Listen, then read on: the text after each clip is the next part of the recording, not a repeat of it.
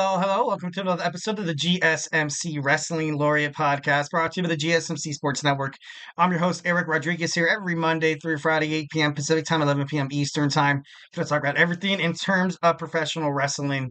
So, hope you guys had a great weekend. I had a pretty long weekend. I haven't seen you guys since I think Wednesday was having some Wi-Fi troubles. There's fire around Southern California, all that kind of stuff.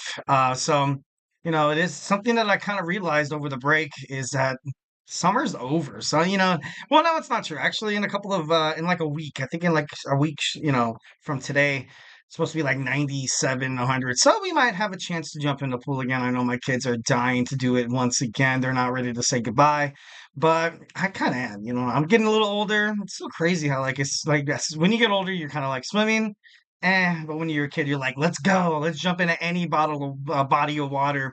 Like you see random lake or you see a puddle, like when you're a kid, you want to jump into that shiz, man. Like when you're an adult, you're like, man, then I gotta walk all day around in muddy, just sweaty shoes. Like it's just, I don't know, And I'm not trying to put a damper on trying to grow up. I know, like if there's a couple of young people watching this, they're like, man, this guy sounds miserable. I'm just kidding, no. But all in all, had a good weekend. Hope you guys had a good one. So, guys, we have a lot of unfolding to do today. Our segment one, we're going to talk about WWE Smackdown. It was a good one. It was very, very good. We're going to talk about that. In our second segment, we're going to jump on into some Monday Night Raw preview. It's happening right now. I got it taped. Can't wait to watch it. Obviously, if you're joining me and if you're watching Monday Night Raw, if you want to drop a spoiler, maybe we could talk about it. That'd be pretty cool. Or just shoot me a chat about absolutely anything. Get something off your mind. So, and then our third segment, we recently saw TKO UFC 308, 308, I believe 308 or 306. I'm not too sure. They had it at the Sphere in Las Vegas. Now there's a lot of speculation saying that WWE will kind of follow in the footsteps of its partner, the Ultimate, Fighting Championship. I think it's a possibility. We're going to dig on into that. Our fourth segment, we're going to talk about TNA. TNA had a pay-per-view over the weekend as well, Victory Road. We're going to recap and talk about that. In our fifth and final segment, we're going to talk about some Jade Cargill. Jade Cargill recently said in an interview that compared to AEW, the traveling is just off the hook. It's a lot. It's a hell of a lot. So we're going to dive into that, dig on into a little deeper. But before we do any of that, I want to remind you to, hit up that super chat, guys. Whether if you just got a burning question or a hot take in terms of professional wrestling, or just something you've been dying to share, we are all ears here at the GSMC Sports Network. This show's all about keeping the conversation going, keeping it lively, keeping the party going. So make sure your voice is part of the mix. So don't be shy. Go ahead and drop those chats, those thoughts, those chats inside the chat box.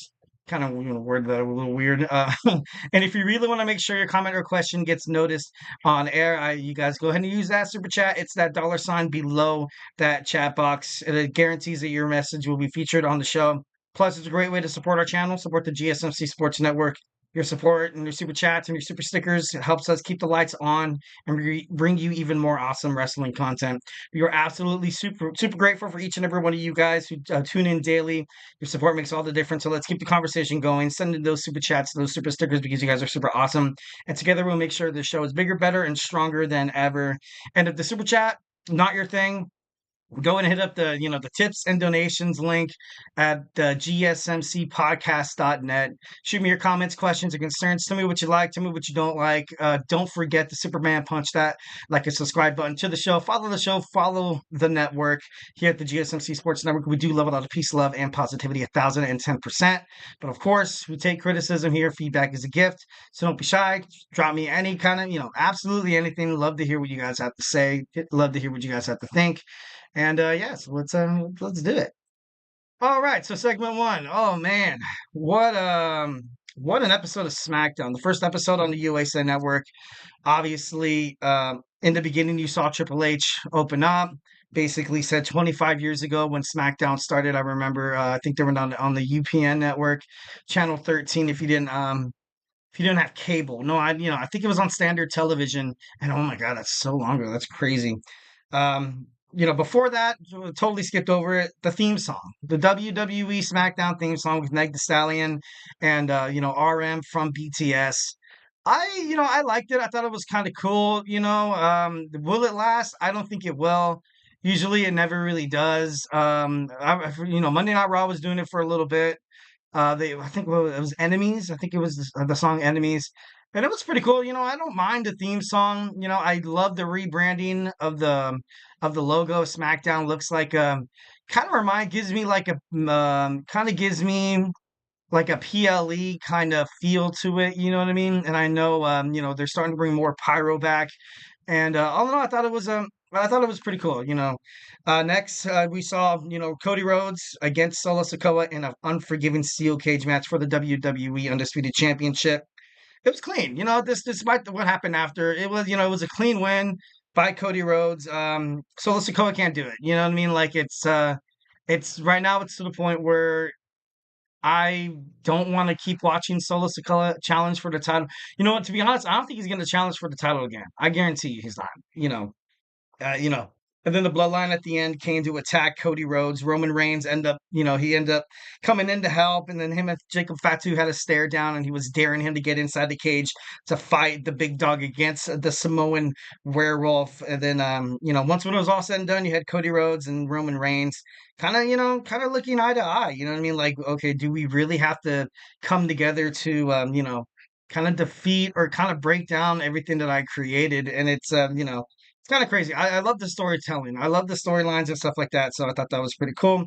Losing has consequences. That's something that Solo Sikoa said to Paul Heyman once when he was trying to deem himself the tribal chief. He lost twice to Cody Rhodes, and obviously losing does have consequences. Maybe there's a lot of speculation saying that The Rock will make his return at Bad Blood and, kind of take over as the new young Bloodline kind of leader a little bit. Maybe, joining in the match between the tag team between Cody Rhodes, the Roman Reigns, and also Solo Sikoa and Jacob Fatu. Then The Rock coming out. Initially, people think that he's going to help Roman Reigns, the original tribal chief, because he was Roman Reigns' right hand man. Once when Jey Uso got kicked out of the bloodline.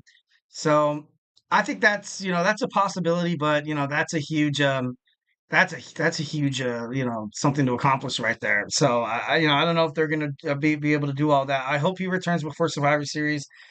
Would love to see a War Games match with the electrifying, the most electrifying man in sports entertainment.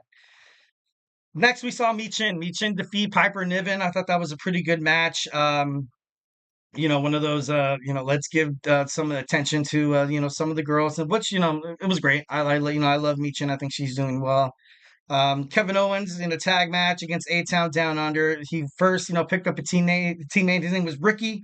Gave Ricky the stunner once when Randy Orton came into the picture. And really the main takeaway from this match, first and foremost, is Kevin Owens' contract still hasn't been renewed or restructured, or he hasn't signed in, basically a contract to stay. What are they going to do with Austin Theory? It's getting to the point where, I just keep, why not just, at this point, I feel bad for him. Grayson Waller, he's a good wrestler, but all in all, like the match was kind of slowed down for him. I noticed once when, Randy Orton hit that power slam on him, he kind of got up a little. So, like, I don't know, he just looked like he wasn't, in shape to be in, to kind of have that electricity that Randy Orton and Kevin Owens kind of brings. Also, Austin Theory, he's very good. He's very, very good. He can definitely be a star. A lot of people believe so. So it's going to be interesting to find out how much longer is this going to take. What this whole Theory, Austin Theory storyline with Grayson Waller, and one of the main questions that pops up is it too late? Is it too late? Does everybody kind of think of Austin Theory as like damn near like mid card, low key, not really a mid card, kind of like a glorified jobber, kind of like the problem you're seeing with this whole Solo Sikoa thing becoming the tribal chief and everybody not taking him seriously is because it's like, throughout his tenure at, besides beating John Cena at WrestleMania 39, he really hasn't had success. You know what I mean? Given that he was the right hand man to Roman Reigns, and Roman Reigns was being promoted as this total heel, which meant that if he wasn't gonna lose the match, he was gonna win it very dirty like. So I don't really condone Solo Sikoa in that kind of a, more like the WWE booking of it. I feel like he could have had more of a, kind of have had more of a momentum coming into it before, challenging Cody Rhodes. I think he could have got a couple more wins under his belt. And I thought it would have been, I thought it would have been better. All right, next we have Nia Jax and Tiffany Stratton, Bailey and Naomi. So we have a pretty interesting tag team match next week on SmackDown. Nia Jax and Tiffany Stratton need to beat Bailey, Naomi. Loser leaves town. Kind of crazy. Kind of, that is definitely no, I don't think loser leaves town. I think if Bailey and Naomi win, they each get a title shot.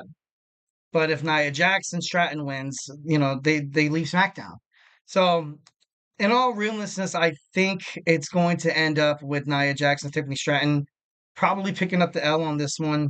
Bailey and Naomi's going to come out victorious. Would be interesting to see like a triple threat match heading toward Bad Blood, or just throw. Bailey never really got her rematch after SummerSlam, and Tiffany Stratton did kind of screw her. So I think we're going to see a one-on-one bout with Bailey, and then 1,010%. I think it's going to be pretty badass. Both of these girls are I definitely hope Nia Jax's title run is, a little longer than, I feel like it might end, which sucks because, she's been in WWE forever. Obviously, she's putting in the work, and it seems like whenever she gets a title, WWE so quick to kind of rip the band-aid off, kind of tear the strap off of her waist and just, kind of make her into that. Oh, okay, we're gonna make her really, really dominant, kind of like the Big Show, kind of because that's how it is with the bigger, kind of bulkier superstars. I'm not trying to be a jerk. Trying to book them into storylines and matches and stuff like that. It's hard. It's hard because at the same time, you can't, it's not like you're trying to dupe the WWE universe. Like if you see a big guy like the Big Show going up against somebody small, like, well, not small. Can I see the Big Show going up against somebody like, I don't want to say Spike Dudley because no, that's too small. That's too small. Randy Orton. Randy Orton can actually pick up the dub, but I don't know. It's just it's pretty hard. It's pretty hard. Got a chat from my man Anthony Mazzano. I've been saying this from the beginning. Solo is not the one controlling the new Bloodline. Dwayne is doing it from behind the scenes, and this is just setting up for a matchup at WrestleMania. I agree. I agree 1,010%. Um, I feel like the addition of Tamatonga, and now you have Jacob Fatu, and then The Rock comes in. I like it. I think it's a great storyline, and controlling things from behind the scenes that makes a lot of sense. Dwayne The Rock comes back in. Solo Sikoa kind of looks at him, kind of like a little shameful, being like, "Look, I'm sorry, I couldn't capture the title for us." And he was like, "Well, you did a good job as holding my place as a tribal chief until I came back." And then it's gonna be like a huge shock. I want to see this match at Survivor Series so bad. I want to see The Rock teaming up with Solo Sikoa, Tamatonga, Tongaloa, and Jacob Fatu. Obviously, you're going to have the team of Cody Rhodes, Roman Reigns, probably Jay Uso, Jimmy Uso, and most likely probably Sami Zayn. I feel like that would overall be great. But I don't know. Should be pretty interesting. Honestly, I'm waiting with bated breath. It's gonna be awesome. All right, wrapping this up, we have Andrade beating Carmelo Hayes 2-3. It was good. Honestly, this whole little, kind of series of fights they had, I felt like really benefited both fighters. Carmelo Hayes, after being brought up from WWE NXT and WWE creative talent, creative writers, not wanting, the smoke or not wanting the momentum that or the anticipation or the ambition of drafting somebody and bringing somebody like Carmelo Hayes to the main roster on SmackDown. So I thought overall it was pretty great. Now we're gonna have the LA Knight taking on Andrade for the WWE United States Championship, it's gonna be great. It's gonna be great. Will Andrade finally, kind of win a belt? He didn't really do much on the main brand after being drafted from NXT. That's what kind of caused him to kind of be like, you know what? Screw WWE. I'm heading to AEW. But AEW didn't necessarily kind of do well with his creative character as well. But I don't know, it should be pretty cool. It should be pretty cool. And lastly, we got the Roman Reigns promo. The only tribal chief, he said, a lot of things I kind of love. He's like, this is my WWE straight up. A couple of things that I kind of realized, and I felt like WWE did really, really well. was once when he had Roman come back. He didn't really pander to the crowd too much. I know this might be like kind of like a small detail, but you saw like during his entrance, you saw, kind of people reaching out for a handshake or a high five, and he was like, you know what? Like he didn't really acknowledge them, like what I mean, which was the right thing to do. Like you could have ruined this Roman Reigns' babyface turn as quick as as quick as you tried to make him a babyface like 7, 8 years ago. So I felt like overall they were doing really, really well, and I got a chat from my man again. But the question is, who would be the fourth person on Roman Reigns' side besides Jimmy? Jay, and it doesn't make sense to bring Sammy back in because he's moved on. So maybe their cousins. Oh my God, that'd be pretty cool. I would love to see Zia Fatu. I know Rikishi. He said on his podcast, I think it was all on the top or something like that. Um, he was kind of he said he was a little inexperienced. He said he was, him and not Tala Tonga, the other guy, Hikaleo. No, Hikaleo's ready. Hikaleo's already under the WWE brand name. But Zila Fatu, he's training right now with Booker T in his school, training him up. So there's no doubt in my mind that there's a huge chance that maybe they bring in more Bloodline members. I, for one, I agree with you. I really, I think it would be cool. I think it would be very cool to kind of see Sammy come back and try to, back up his honorary Usos and be like, I think that'd be pretty cool. But then also you can make the same argument for Jey Uso as well. He has so much going for his singles run right now. He's kind of competing for his first championship, the Intercontinental Championship against Braun Breaker, which I think Breaker is going to retain. But there's a chance they finally put a belt on Jey Uso because it has been a while. When I kind of thought that they were going to promote Jey Uso, they were like, oh no, no, we're going to go down this, or guess what? He's not going to win the Money in the Bank. And I feel like, they had opportunity after opportunity to do it. So, that could be the same for Jey Uso. For Cody Rhodes kind of being on the team as well, I feel like right now, maybe this is kind of their way of getting it out of the way. Like maybe Roman Reigns is going to try to recruit some people like Hikaleo, like Zila Fatu, try to, beg Jimmy, and maybe finding that fourth person is going to be hard. It's going to be very hard. I'm confused. I thought they were turning Roman Reigns babyface. Why is he acting like that toward the fans? And I don't think he's going to turn on Cody at Bad Blood. That's a Vince McMahon logic for booking. Oh my God, yes. That's a total Vince McMahon booking right there. The creative writing team back, like what I was kind of thinking of back once when it was after WrestleMania 39 where he lost, where Cody Rhodes actually found out in the middle of the match to lose. To lose. In the next Monday Night Raw, he was going to tag team with Brock Lesnar. Then Brock Lesnar turns on him, and I was like, I get like keeping these two superstars busy, but like I don't know, the storyline kind of has to make sense. And Roman Reigns, I think he's going to be like that rugged baby face. He's not going to be that, the pander to the crowd. Obviously, the crowd loves him. They love him, kind of like, choose the lesser evil. You don't want to acknowledge Solo Sikoa as the true tribal chief. But I personally, I thought it was kind of, I thought it was good. I thought it was great. I thought it was something that they should have done for Roman a long time ago. But now he's striving for the WWE Championship again. He wants to be the tribal chief. He wants to figure out family business first. He even said he was like, you know what? I honestly don't need this guy, Cody Rhodes, on my side. I can go ahead and do it all by myself. Question: would you say he's going to be like a Stone Cold Steve Austin type of? Yeah, Stone Cold Steve Austin was like that. Like, what I mean? He didn't really care. Like of course, there was some interactions with the fans, but he was more like, you know what? I'm gonna go out there, do my thing. I'm gonna be a badass. I'm gonna defy, orders. I'm gonna go out there and just be defiant, and people are gonna love me. People are gonna love me for it. I'm not gonna have to like kiss ass or kiss babies' heads and like shake hands and stuff like that. I feel like the storyline automatically kind of makes you feel like he's kind of like he is heading toward a baby face. So kind of the comparison with Stone Cold Steve Austin is kind of hitting the nail on the head. So I thought overall it's kind of crazy. Both of them did sign the contract, so the match is on for WWE Bad Blood. It should be interesting. It should be awesome. I can't wait to see it.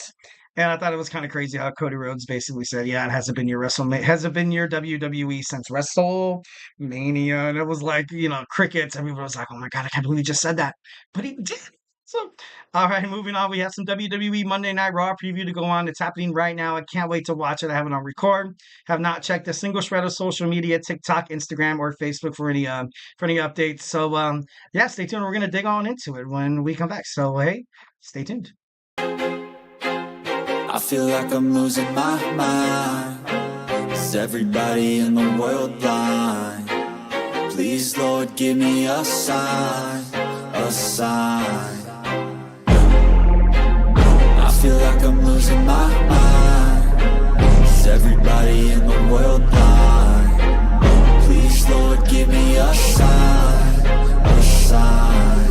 I wanna be the greatest. Everybody on the fake shit. I look around and feel like everybody is the fakest. I make this every day and I'm impatient, hoping one day I blow up from the basement. Statement, the top is so vacant. I don't hear shit that I think is amazing. Waiting for my day when I'm playing sold out shows for 1,000 faces. Hey, give me that crown, get in my way and to be put down. It ain't your place, all this my town. If I want that shit, then I'll get it right now. I'm losing it, the noose it fits, I'm losing shit. A stupid myth, you choose to live or choose to dip. You choose to fight or lose your grip and lose a gift. I feel like I'm losing my mind. Is everybody in the world blind? Please, Lord, give me a sign, a sign. I feel like I'm losing my mind. Is everybody in the world blind?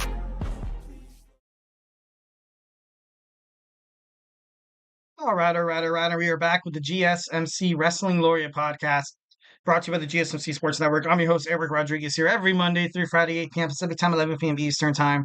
Going to talk about everything in terms of WWE, AEW, the MLW. If it makes major news, wrestling headlines, we talk about it here on the show. So I just kind of reflect on what we talked about real quick. We had our WWE Smackdown review. Now we're going to get into some WWE Monday Night Raw. But hey, before we get on to any of that, excuse me. Go ahead and hit that super chat button if you have a burning question or a hot take about professional wrestling or just something you've been dying to get off your chest. We are all ears here at the GSMC Sports Network. The show is all about making sure your voice is heard. It's part of the mix. You guys are part of the show. So do not be shy. Drop those chats, those thoughts inside that chat box. And if you really want to make sure your comment or question gets noticed, why not use that super chat? It's a $ below the chat box. If you send in one of those, it's guaranteed that your question will be featured on the show. Plus, it's a great way to support the channel, support the GSMC Sports Network. Your super chats obviously helps us keep the lights on and bring you even more awesome professional wrestling content. And always, like I always say, thank you guys so much. We are grateful for each and every one of you guys who join us here daily on the GSMC Sports Network. Your support makes all the difference. So let's keep the conversation going, keep this party going, keeping it lively. Send in those super chats because those super stickers because you guys are super awesome. But once again, if the super chat's not your thing, hit up the gsmcpodcast.net, hit up the tips and donations link. Tell me what you like, tell me what you don't like. Give me some of your opinions, 1,010%. Obviously, go ahead and Superman punch that like and subscribe button to the show. Leave a positive feedback here at the GSMC Sports Network. We do love a lot of peace, love, and positivity 1,010% of the time. But of course, criticism, you know what happens. It's feedback is a gift. All in all, I'm lucky to have the chance to engage with the viewers. Absolutely love you guys. Thank you for tuning into the show. So now we're gonna jump on into our Monday Night Raw preview. Should be pretty good. Should be a pretty good episode of Monday Night Raw. Still a lot of build up heading toward WWE Bad Blood. A lot of build up going toward the first episode of Monday Night Raw that's going to air for 2 hours. So it's they kind of have to really put the foot on the accelerator on a couple of these guys that you're kind of flirting with their storylines. You don't know what they're going to be. You're not going to have that time anymore. You're not going to have that extra hour to fit in promos or to fit in like, okay, maybe we're going to push this superstar or maybe we're going to do this or maybe we're going to do that. So now they have to be very decisive on what they do. Definitely by the next couple of weeks, we're gonna find out what is what on Monday Night Raw, which is kind of cool because there has been a little floating ideas that never really kind of succumb to kind of comes in fruition. Kind of like this Karrion Kross's group, the Final Testament. What's gonna happen with the New Day? What's this whole Sheamus and Pete Dunne, then Bronson Reed and Braun Strowman, when is Seth Rollins coming back, John Cena set to come back in the beginning of the year, so a lot of things have kind of, with the girls as well, Is this pure fusion collective thing for real? Kind of bringing Natalia back to team up with Tyra Valkyria and Zelina Vega last week. Was to please everybody in Calgary, Alberta, Canada. But I feel like they should have lost. I feel like, they kind of keep this momentum to kind of keep the credibility of somebody like Sonya Deville, somebody, Zoe Stark, and most importantly for Shayna Baszler. I feel like Shayna Baszler has been done dirty by WWE. They don't really know how to book her. One moment she's absolutely dominant, and it'd be like, damn, this girl should be the WWE Women's Champion. And then there's some matches where she whips it, and it's like, damn, this girl's never going to be a WWE Women's Champion. And, that kind of discrepancy between perspectives and ideologies in terms of the professional wrestling, not course, what is that? Professional wrestling kind of discourse. Like I said, they got to figure out what's what. I feel like I don't think Lyra Valkyria is going to be on WWE Raw anytime. So maybe she is going to be, but I feel like NXT could use her could use her better. I feel like it'd be a damn shame to kind of see her bookings kind of go under the radar after she had such a hot start. She had such a hot start. Yeah, 1,010%. It's gonna be interesting to see how they decide to push more of these storylines to kind of bring plans. You kind of have to have those blossoms kind of blossom. You know what I mean? Like, you can't be gilding the lily anymore. You know what I mean? So we are live tonight at the Moda Center in Portland, Oregon. Obviously, if you're a fan of the Portland Trailblazers, I think that's where they play. I feel like that's where they play. CM Punk is set to return. I got to be honest. I can honestly say that it's to the point where I don't want to seem like a jerk or ungrateful because I am happy that CM Punk is back with the WWE, but this whole over a bracelet, man, over a bracelet. Oh my God! Like, and it doesn't even have any of your kids on there. Like, you know what I mean? Why the hell are you making a bracelet? You're a grown ass man. I'm just kidding. No, I'm just kidding. No, no, getting too crazy. No, no. See, that evil Eric is coming out, guys. Uh, I don't know. I'm just over it. I don't want to keep seeing this wash, rinse, and repeat. Now CM Punk is going to get the better of Drew McIntyre. It's over. It's kind of taken its toll. A couple of weeks ago on Monday Night Raw, Drew McIntyre did cut a good promo that I felt like could have sparked it. But I just can't get over this whole bracelet thing. Like, I just feel like, you know what I mean? Like, maybe if it had some of your kids, it does have your wife, and that's cool and all. But when you think of somebody making you a bracelet, it's got to be from, like, your baby girl or or your son. Um, Not, with a dog's name on it. Like, you know what I mean? Like, I get they're trying to play those strings of rhetoric of the pathos, trying to get people to feel bad that he doesn't have this bracelet, but I don't know. I just can't get into it. Like, I think I think everybody at this point is ready for this storyline to end. You know what I mean? And I kind of reflect on this idea that I, kind of talked about on the podcast quite a numerous amount of times that, CM Punk was supposed to fight Seth Rollins for the WWE World Heavyweight Championship at WrestleMania 40. Obviously, during the Royal Rumble, he gets injured, and then you kind of have to have new plans. Then new plans blossom, and I feel like this storyline was kind of done on the fly. They're kind of like, let's put two of the best guys we got, two of the more marketable superstars that could go inside the ring and do exactly what it takes to get the fans into it, and the fans are into it. You know what I mean? Maybe I'm the only wrestling fan who is not buying into this whole bracelet thing. Maybe it's on me. Maybe it's on me 1,010%. But overall, I don't know. Something big has to happen, or else this. Trying to build up to this Hell in the Cell match, something needs to give. I don't need another broken bracelet and some, putting the beads down the guy's throat and stuff like that. Yeah, and next we have the WWE World Tag Team Championship match between JD McDonough and Finn Balor, the Judgment Day, taking on the New Day, Xavier Woods, and Kofi Kingston. I'm going to be brutally honest. I'm not a huge Judgment Day kind of, I'm not a huge lover of the Judgment Day. I got to be honest. The New Day, I feel like you should give the belts to the New Day. Kind of have them. They're older. They could be like transitional champions. Kind of like a bookmarker till WWE actually, and then the New Day could feud with somebody like American Made, and maybe the Creed brothers. Then a young tag team, young and ambitious. Chad Gable. I like the group. I feel like they are overall, the whole athletes and stuff like that.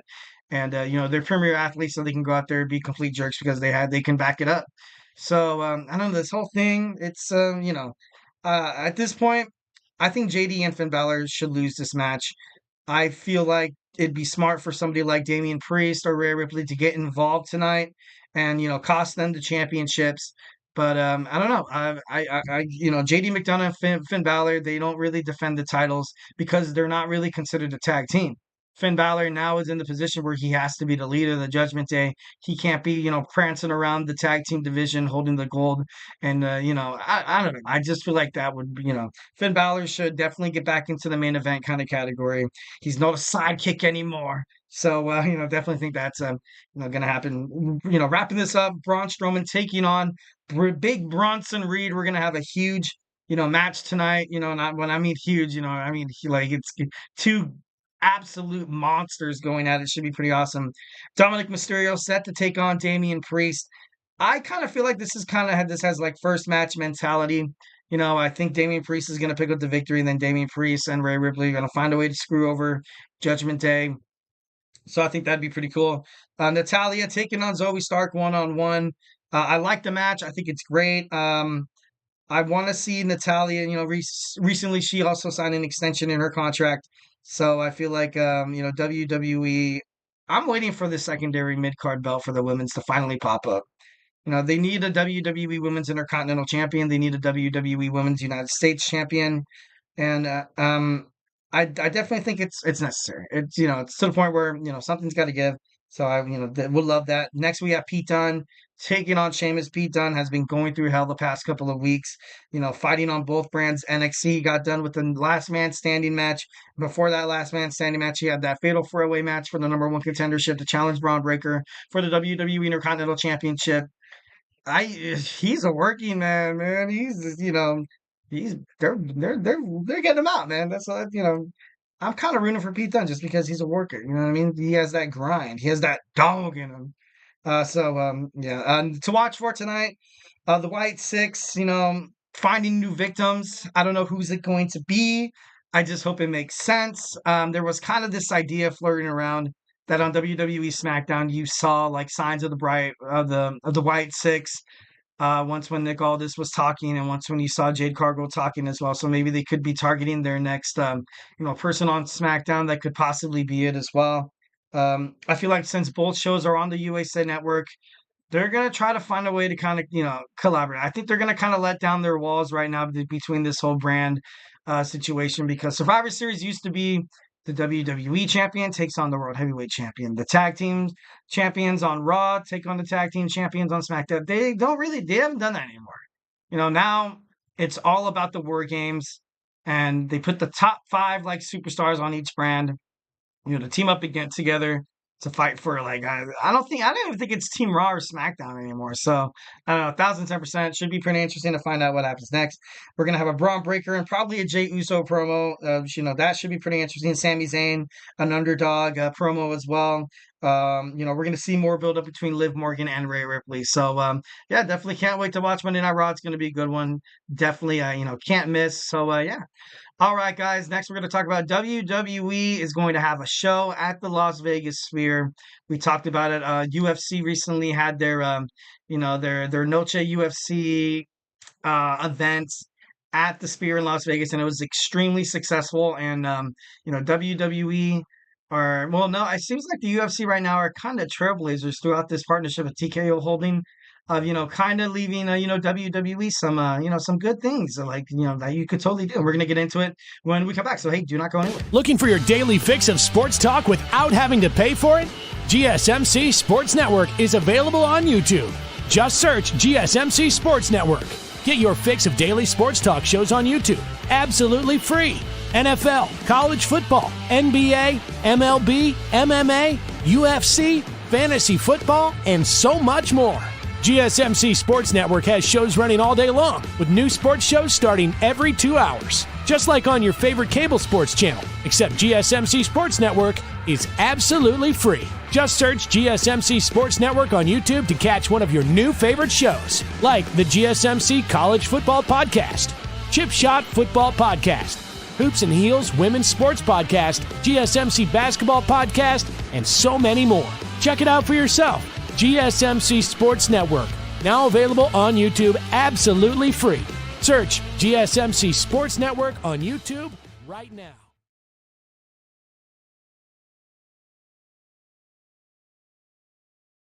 All right. Welcome back to the GSMC Wrestling Laureate Podcast, brought to you by the GSMC Sports Network. I'm your host, Eric Rodriguez, every Monday through Friday, 8 p.m. Pacific Time, 11 p.m. Eastern Time. Here to talk about everything in terms of professional wrestling. Just kind of reflect on what we talked about real quick. We had our WWE Smackdown review. We had our WWE Monday Night Raw preview. And now we're going to get into one of these days you're going to see WWE have an event at the Sphere. We saw it happen with UFC.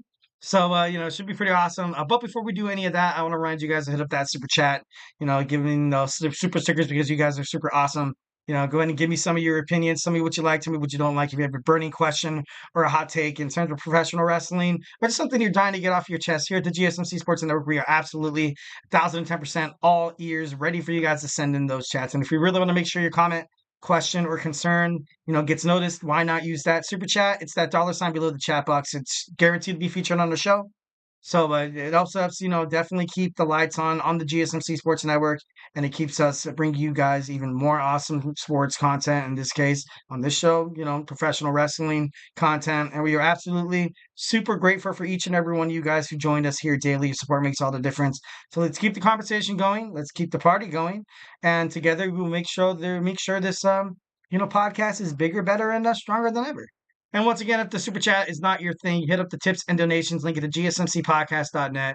Shoot me your comments, questions, and concerns. Tell me what you like, tell me what you don't like. Remember to Superman punch that like and subscribe button to the show. Follow the show, follow the network. Here at the GSMC Sports Network, we do love it all. The peace, love, and positivity, 1,010%. But if you have something just got off your chest, even if it's criticism, feedback is a gift. So, can't wait to hear from you guys. Don't be shy. Go ahead and hit up those chats. Should be pretty awesome. All right. So we're going to talk about WWE hosting an event at the Las Vegas Sphere, and this thing is massive. I've never seen it. I've had people, talk about, like, I think there was one of my friends went to a U2 concert and he said it was out of this world. It was an out of this world experience. It's located off the Las Vegas Strip, over 366 feet. Inside, you're going to run into some, AI robots. The sound system is out of this world. It was $2.3 billion to build this massive structure, 168,000 square feet, puck-size LED lights, 167,000 speakers, 17,000 seats, and also 10,000 powered by haptics. So recently on Saturday, UFC 306 was held at the Sphere. It was headlined by a bantamweight title match, between Sugar Sean O'Malley and I don't want to even try to. It was Merab Dvalishvili. I'm not even gonna try. Anyways, yeah, it was headlined by obviously this bantamweight championship match. And it was the first ever sporting event that was held at the Sphere. Obviously, there's going to be more and more. This is an absolutely impressive, impressive structure. I definitely think a lot of sports that, obviously you do have football. You have the Raiders as Allegiant Stadium, so I doubt any football. Maybe in terms of sports, I feel like UFC was perfect. I feel like UFC and WWE is a little perfect, but it's because you kind of have that amphitheater kind of format, but it's awesome. It's crazy. Like if you have a chance to kind of look back at some videos from the UFC fight this weekend, I would, just to kind of check out some of the structure and just kind of see what it's all all about. That's crazy. $2.3 billion, and oh my God, that's a lot of money. but obviously it pays for it. Obviously, it does pay for it 1,010%. I think UFC and TKO Holdings, kind of announcing this event. A lot of people was kind of concerned of how it was going to go, but 1,010%. It was extremely impressive. It was successful. It got fans really into it. They said like some of the time they felt like they were right smack dab in the octagon fighting. Like it like really pushed it in your face that much. And oh my god, I want to see it. I can't wait to see it. 1,010%. Obviously, they were we're celebrating Mexican Independence Weekend for Noche UFC, UFC 306. So it was successful. It was successful. So WWE Hall of Famer Rey Mysterio was backstage and also was shown on Titantron, also on UFC on their social media outlets as well. You saw Rey Mysterio from WWE, obviously under that TKO Holdings umbrella. You also saw Dominic Mysterio, but he's Dirty Dom. Who cares? Uh, WWE Hall of Famer Rey Mysterio was backstage and he presented a luchador mask with the Noche UFC logo, and he gave it to the UFC CEO Dana White, which was actually, which was kind of cool. You know, um, kind of a sign of respect. You know what I mean? Like UFC has a lot of Latin American fighters, a lot of people from the Mexican culture that respect Rey Mysterio, and he's a huge icon in Mexican cultures. Like when you think of like lucha libre, obviously you think of Rey Mysterio. His presence at the event was kind of like the cherry on top of an already impressive held event at a breathtaking venue, all celebrating Mexican independence, weekend. So I definitely love that. It's pretty cool. Other celebrities at the event was like Chris Brown, the current WBA light middleweight champion Terrence Crawford, Nuggets guard Jamal Murray, and comedian Andrew Schultz. This is, I feel like obviously this is a huge success. This was a huge success, and I feel like this is just the tippity tip point of sports entertainment in Las Vegas. It's just a match made in heaven.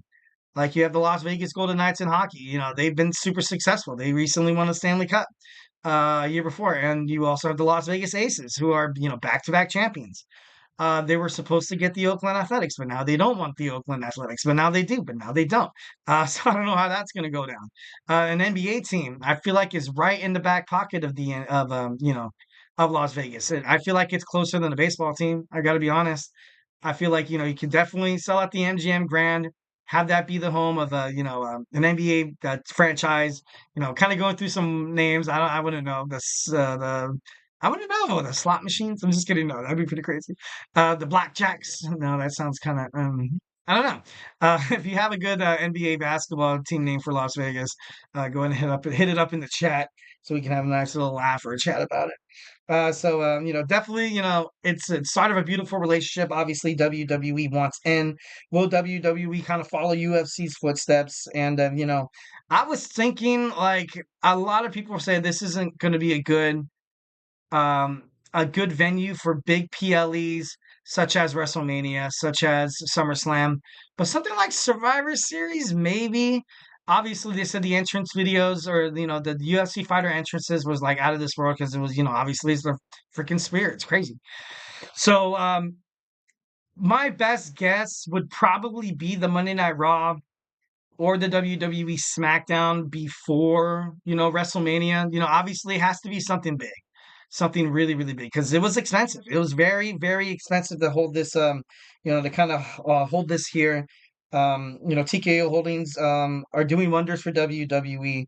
It was told that although Dana White did pay a crap ton of money on behalf of the UFC, they acquired around $23 million. So I'm pretty sure that kind of destroys any cash discrepancies there. So I thought definitely think that's the WWE's future. I honestly think 1,010%. They are opening a WWE Performance Center in Las Vegas. Obviously, the effects that UFC and TKO Holdings have over the WWE has so far been a home run. And you can't really dispute the fact that that it's been a huge success in their partnerships. I feel like UFC was, the CEO Dana White was kind of twisting the arm of WWE, saying like, "Hey, we don't want you guys having PLEs on Saturdays anymore because it can conflict with UFC fight nights."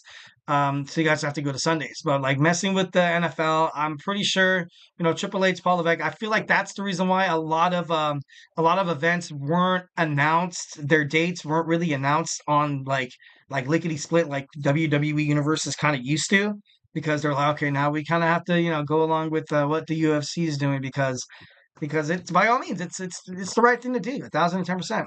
Also, UFC helping the WWE reach out to Latin American wrestlers. They have a performance institution in Mexico City.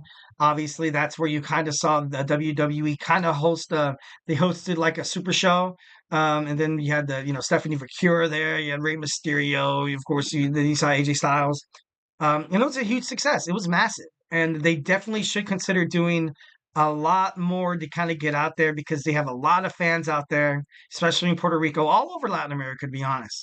And like I mentioned before, the UFC has, over 60% of their fighters are Latin American. All of them from, Spanish, 20 different Spanish speaking countries.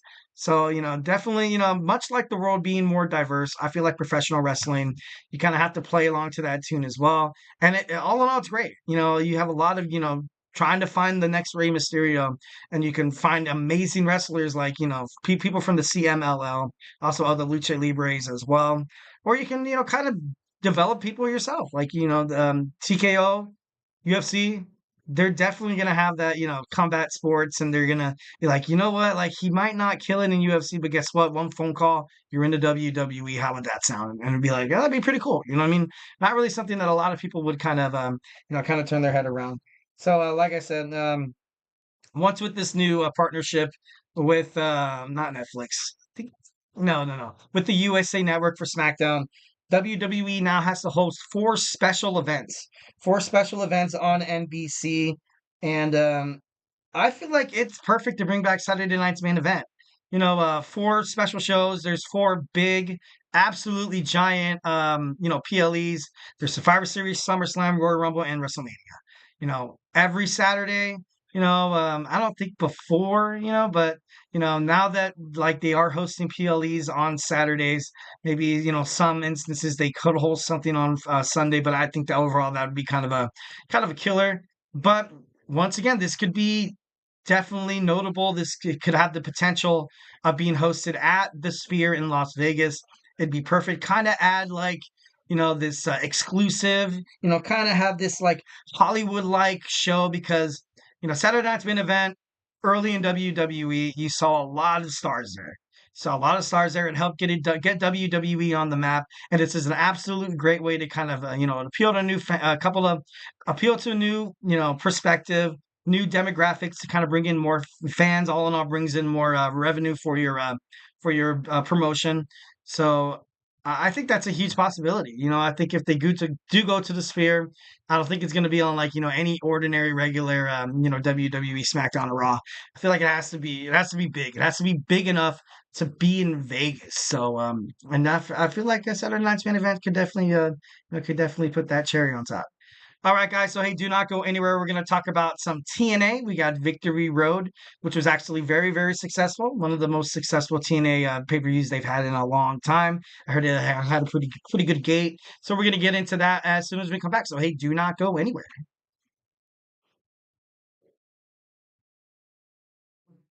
For the best and latest podcasts available anywhere, go to the podcast app on your cell phone and type in GSMC to access free content-rich podcasts on health and wellness, book reviews, sports, entertainment, relationships, social media, movies, technology, finance, and even weird news. Subscribe and download the GSMC Podcast Network's family of shows, available everywhere podcasts are found.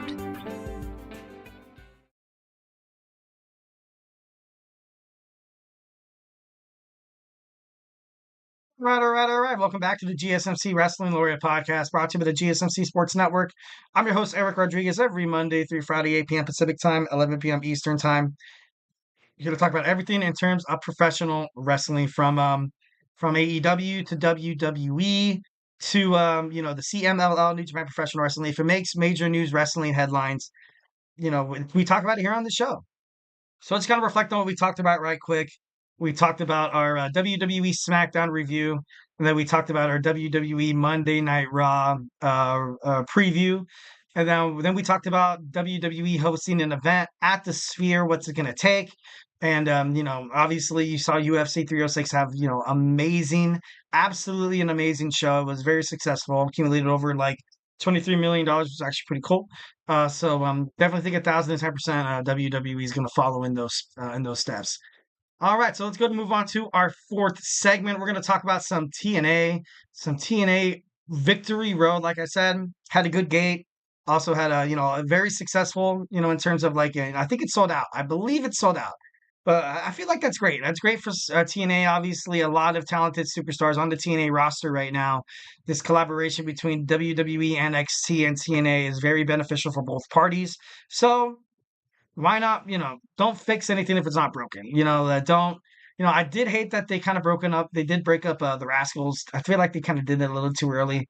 But now you kind of have this street fight happening with Zachary Wentz and Wes Lee on the first episode when they aired on the CW. So I feel like that's going to be pretty cool. All right, so the pre-show TNA Victory Road, we saw Kushida defeat Leon Slater. The team of Jake Something and Hammerstone defeated Eric Young and Steve Macklin. It's kind of crazy how Eric Young I feel like he's been taking a lot of L's. I feel like he's been taking a crap ton of L's lately. Hammerstone, you saw on NXT last Tuesday, and I thought that was pretty cool. When he came out, I was like, dude, no way. This is, it's always cool to kind of see when TNA superstar makes it over to WWE. I definitely love that 1,010%. Then we saw the Hardys defeat in the first match. We saw them defeat First Class, AJ Francis, and NC Navarro. They love the Hardys. Just flat out, that's all you could really say. And I know a lot of people would want to see the Hardys come back to the WWE. I feel like they're perfect right where they're at right now. They have a lot of great bookings in TNA. They get, good matchups. There's a lot of talented superstars they can bounce, a lot of, high flying material off of. And there was a couple of times where I did watch, some of the moves and I was looking at, sometimes it seemed like AJ Francis didn't have to play hero ball, but he kind of, had to make it look a little bit more fresh than the way it was executed by Matt and or Jeff Hardy.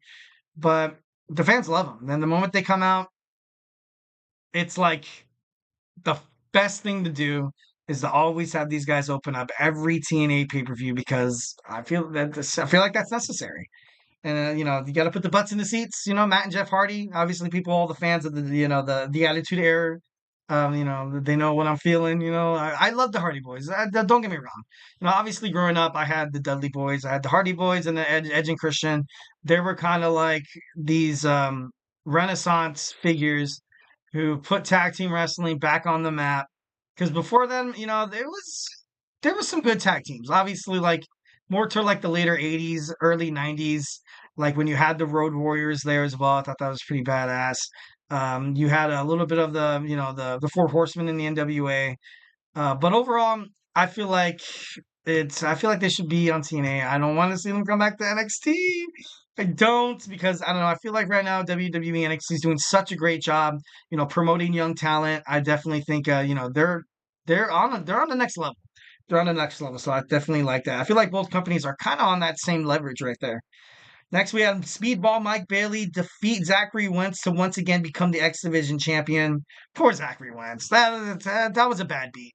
That was a bad beat, but I did like that Speedball Mike Bailey. I hated that he lost it.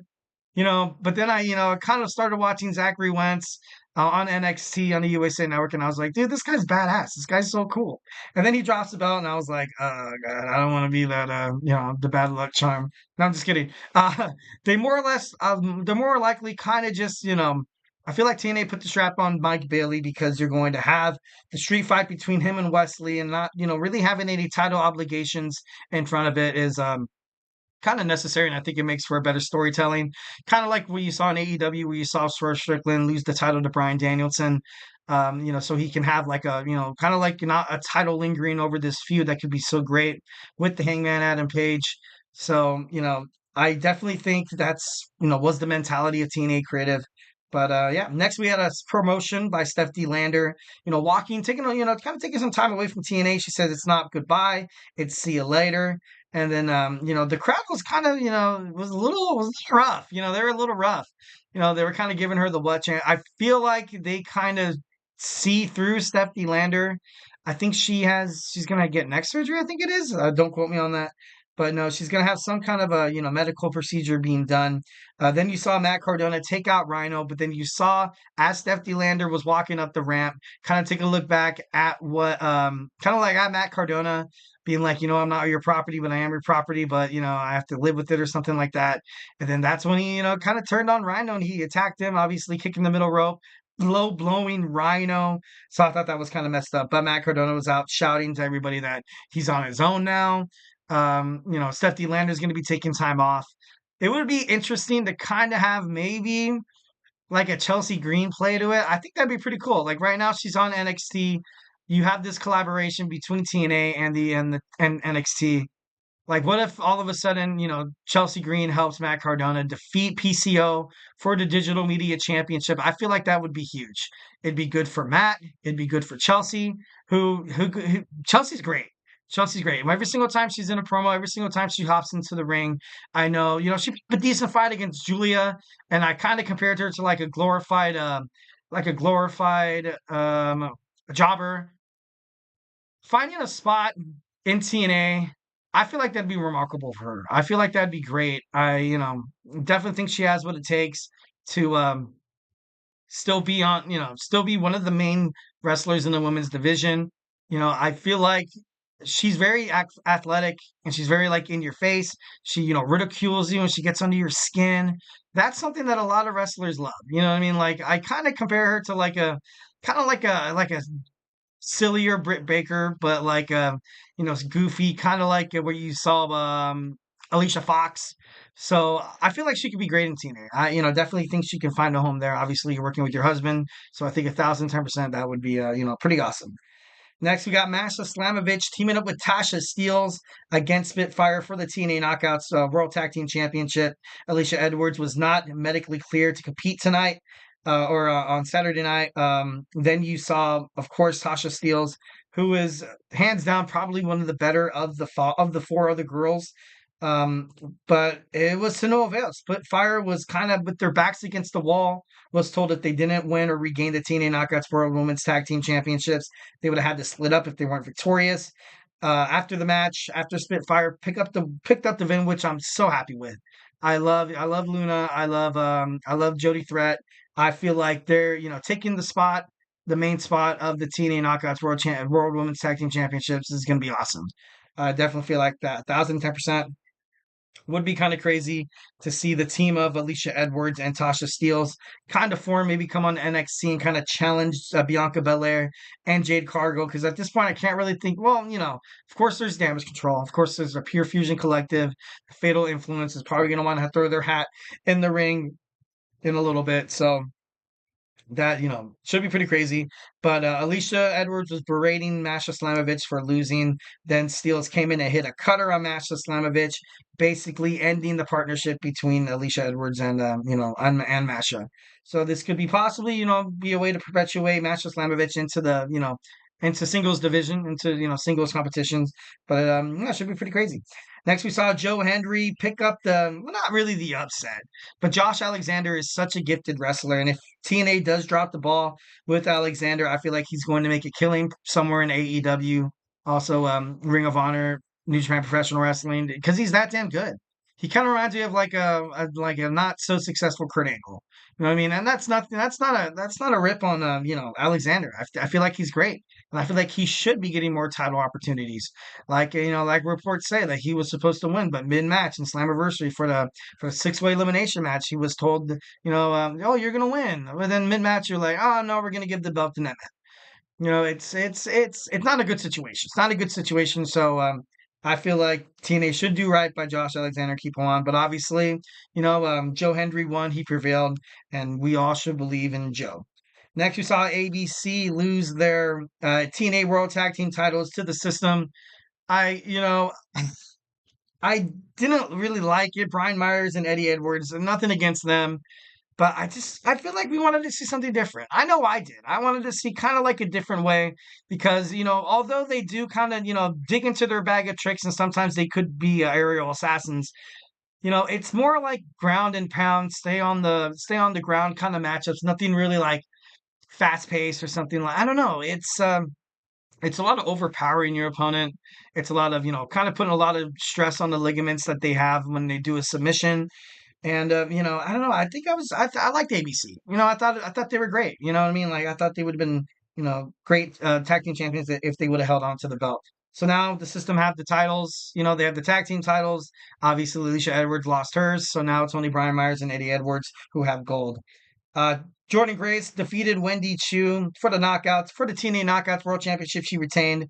After the match, you saw Chu and Rosemary attack Jordan Grace, kind of hinting at Bound for Glory, you're going to have a match between Jordan Grace and Rosemary for that championship. And lastly, we saw Nick Nemeth defeat Moose for the TNA World Heavyweight Championship. But of course, you saw part of the system, Eddie Edwards and Brian Myers, stick their nose in Dolph Ziggler's in Nick Nemeth's business. JBL came out, took him out, hit him with the clothesline from hell. I love JBL in his booking right now. I think he's like a wrestling god. People respect him. Every single time because the fans are going nuts. They're going JBL, JBL. So I feel like right now, I feel like it's good. It's good for the WWE legend. Obviously, when you see JBL on the TV screen, it's like, it's JBL. Like, this. All right, rapidly finishing this up, hitting into my fifth and final segment. Had my boy Emran with this GSMC Soccer Podcast in 27 minutes. So if you're a soccer fan, stay tuned. Or if you want to learn more about soccer, if you're kind of warming up to the idea of becoming a soccer fan one of these days, make sure you tune into his podcast at 9:30. But as of right now, we're going to talk about our fifth and final segment. Jade Cargill, in an interview, said that kind of that she didn't like how WWE handled travels when she compared AEW and WWE. She was kind of not crapping on WWE, so to speak, but kind of like, what? We never had to do this in AEW. Kind of a couple of red flags for wrestling fans, so we're going to get into it when we come back. So hey, do not go anywhere.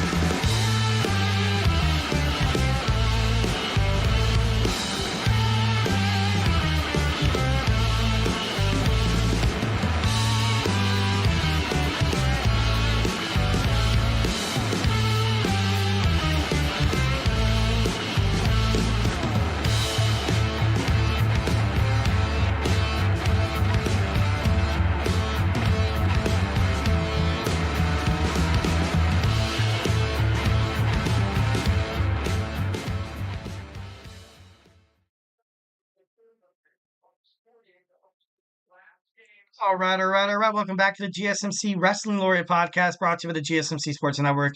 I'm your host, Eric Rodriguez, here every Monday through Friday, 8 p.m. Pacific Time, 11 p.m. Eastern Time on the GSMC Sports Network. Here to talk about everything in terms of professional wrestling, from all the action inside and outside of the ring, backstage drama, behind the curtain. We also talk about superstar, inactivity, also injury statuses, contract negotiations. If it makes major news wrestling headlines, we talk about it here on the show. So, make sure you tune in. All right, just kind of reflecting what we talked about right quick. We had our WWE Smackdown review. We had our WWE Monday Night Raw preview. And then we talked about WWE hosting an event at the Sphere in Las Vegas. So make sure you check that out. We also talked about, we also recapped TNA Victory Road. So now we're going to talk about our fifth and final segment. Jade Cargill, one half of the Women's World Tag Team Champions. She had a pretty hot take in terms of, the demand for travel inside the WWE. So, let's go ahead and dig on into it. Oh, Jade. Oh, Jade. I'm just kidding. No, I honestly didn't think that she really said anything to kind of anger fans too much. But obviously everybody, in the media likes to just dissect absolutely everything. So in my opinion, I feel like what she really said didn't really kind of have fighting words to it, but I don't know, it's kind of crazy. So in an interview, Jade Cargill compared AEW, and WWE Travel Center was, and I quote, very brutal. With Bianca Belair as the tag team champion, I always kind of thought that these girls were better separately, kind of fighting on their own. But being brutally honest, I kind of see why, Jade wouldn't want to kind of break up this tag team. Why they were probably approached by WWE Creative, and both of them probably looked at each other, Belair and Cargill probably looked at each other like, you know what, we do travel a lot. It's kind of nice to have like a supportive system, and I feel like Bianca Belair kind of holding Jade Cargill under her wing is probably the best place to be for Jade right now. You don't want her feeling too uncomfortable, so maybe like she leaves WWE, which I doubt she will. You know what I mean? Like she didn't really leave AEW all too bad, but and she's doing great in the WWE right now. Given, but I kind of see why this tag team has stayed together now. And she just started. She just started in, the Royal Rumble, but she kind of took a break. And, her first match, I think, was at WrestleMania. I think it was, in that 6-woman tag team match. And she just started the grind. Man, she just started grinding. So it's kind of like if you're complaining about it already, red flag here and there. But, overall, traveling does suck. Oh my God. Traveling sucks. Oh my God. I had this job once, and then like it was 2 weeks on, 2 weeks off. You had to fly, back east. You had to fly to Miami during the summer, and you missed all that time with your family, and it was just like, of course, like if to pay you well, it's worth it. But I don't know, for like a barely making over minimum wage, I was like, you know what, I'm not really into it, and started not caring. So I hope that doesn't happen with Jade. So 1,010% hope that's not the way to do it. During the interview, with the Ringer, Cargill was asked about differences amongst AEW and WWE, and she said, and I quote, "I have been consistently been working since Mania. The travel is brutal. It's very, very brutal. It's a crazy thing." And Bianca Belair, basically, Bianca said that this isn't even half of what they used to do for travel, and that's crazy. That's a lot of commitment right there. And she talked about having being jet lagged, but you cannot let that affect your performance. And she also said in that quote, "It's very different for me because I was so used to working like a 1 day a week, maybe even two." And it's true. Like that's why AEW, although they do have shows like Rampage and Collision, they do a good job of kind of including a lot of wrestling talent that isn't like mainstream, like, you know what I mean? That isn't part of the main card for the women's division, also the men's. Also, you kind of have that format where, with all these partnerships Tony Khan has with Ring of Honor, with the CMLL, as well with New Japan Professional Wrestling, you could, it could make it very easy to be like, yeah, I'm only working 1 day this week. I'm going to be on Dynamite. Oh, okay. Yeah. All right. That's cool. You know what I mean? And but then it's on Wednesday. Then you could also maybe hit a Collision or a PLE, but that's just a lot of grind. That's something a lot of wrestlers in the free agent market would probably prefer to go to AEW because WWE is such a grind. But overall, I feel like obviously she's a great women's wrestler. I do believe that 1,010%. And I don't think that she's going to find her way out of WWE. But I know for a lot of people, and I mean this for like, a lot of people have different psychological, emotional, kind of boundaries. You know what I mean? Like, if you kind of ruins your comfortability, like if I'm on the road all the time and I can't get a good night's sleep, I don't know, it's going to affect you mentally and psychologically. So I guess, I hope she finds a way to kind of deal with this, for her to, that's why I definitely feel like her and Bianca are, kind of better together now because I feel like they do kind of give each other support systems and stuff like that, which is absolutely great, which is what you should do for your coworker. And she said, and I quote, "You literally share your life with the WWE universe." And it's just kind of crazy. It's kind of crazy. PW Mania actually reported that WWE live events are being cut down in 2025. For the rest of 2024, it's going to be cut, by at least 50. Next year, it's told to be cut by basically half, and I feel like WWE, Paul Levesque under the Paul Levesque era, much like, his philosophy once again, obviously you saw Monday Night Raw being cut to 2 hours. You have PLEs only having 5 or 6 matches, quality over quantity. If you're going to have a bunch of wrestling matches, if you're going to have a bunch of live events and a lot of wrestling fans, you're going to be like, oh, I'm just going to go to this event. I'm just going to go to this event. If you kind of limit your events, you kind of force their hand a little bit. If they're going to look at these ticket prices for Monday Night Raw and SmackDown, they're going to be like, you know what? They don't really have any more live events. So I'm going to, so what if it's like $20 to $30 more? I'm going to pay for it. You know what I mean? And I feel like that's what WWE wants to do as well with WWE NXT. Kind of give people like, oh, you know what, like, oh, we're gonna go see NXT, like, you know what I mean, like, and that's cool, It's like a WWE live event, and then you're gonna get a lot of cross promotional collaborations between WWE and NXT. NXT is gonna dip into TNA a little bit, and I don't know, it's gonna be great. So now you kind of have NXT in the middle. They have to stand on their own. They have to start selling out arenas on their own. They have a show in Chicago. They have a show in St. Louis. And they need to sell tickets for that. So if you borrow a couple of WWE superstars, that's cool. If you borrow a couple of TNA superstars right here and they kind of dip into the pot just to kind of help out this kind of growing brand that NXT is going to start to become, because obviously they're not going to be at the Performance Center anymore. No, I feel like they are going to still be at the Performance Center, and that's a huge reason why I feel like WWE did open a Performance Center. They're going to open a Performance Center in Las Vegas because, you have a lot of travelers, a lot of tourists that you could possibly, you could really reach out to some new audiences, some potential fans. So, definitely once again, giving credit to TKO Holdings for helping out with that. So, yeah, I think that's, kind of cool. But I love this. I love this for the wrestlers. I feel like, this is definitely different from Vince McMahon. Vince McMahon was reported to get upset when people wanted off to go spend time with family during the holidays and stuff like that. This is a great way for wrestlers to actually do one of, a lot of things. A couple of things that I can think of right now is to avoid injury. Avoid injury. There was a time where the injury roster was better than the active roster. And I remember talking to my CEO about this as well. Like you had CM Punk, you had Drew McIntyre, you also have Charlotte Flair. Becky Lynch is out and she's not really injured, but it was kind of crazy. It was kind of crazy, and definitely did kind of spark a lot of different interest in a lot of superstars.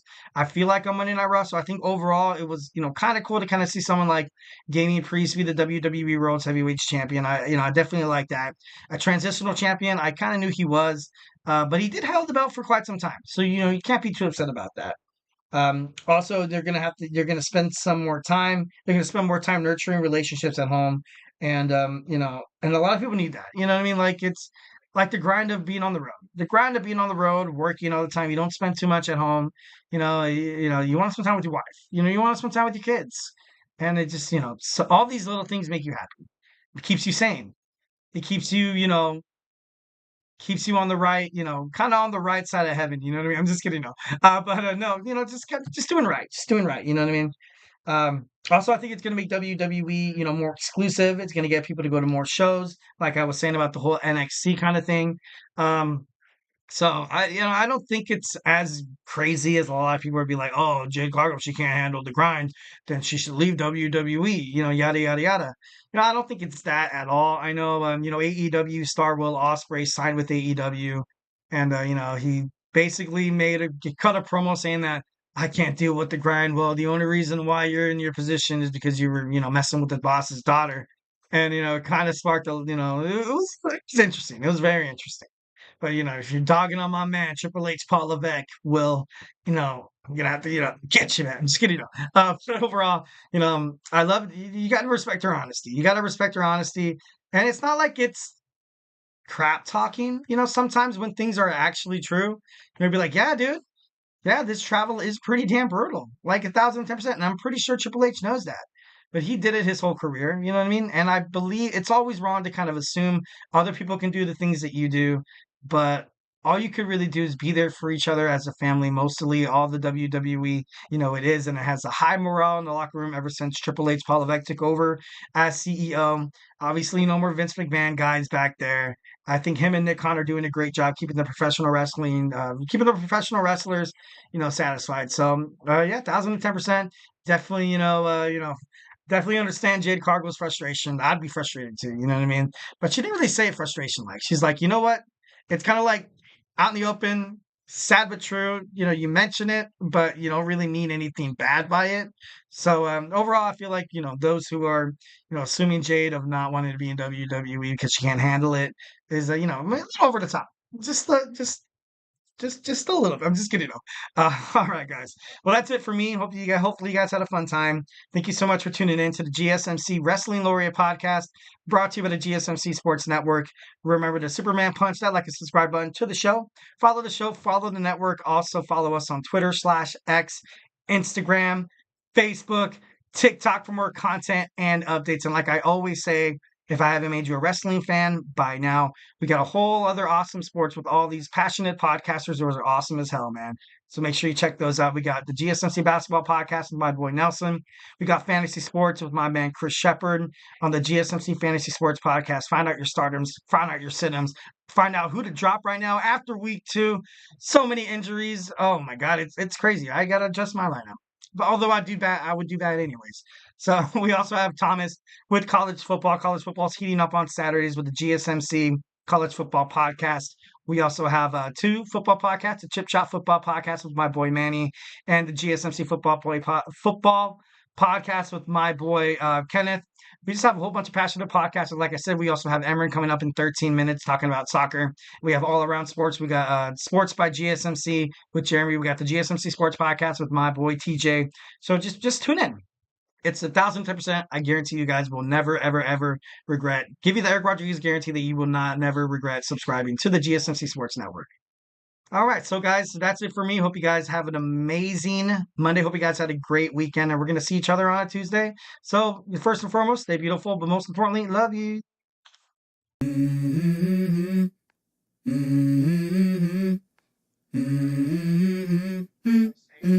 Let's go. I wake up to a little bit of drool on my pillow, feel like it's gonna be a bad day. Yeah, I'm tired of shit, and the coffee ain't hit yet, damn, ain't that great.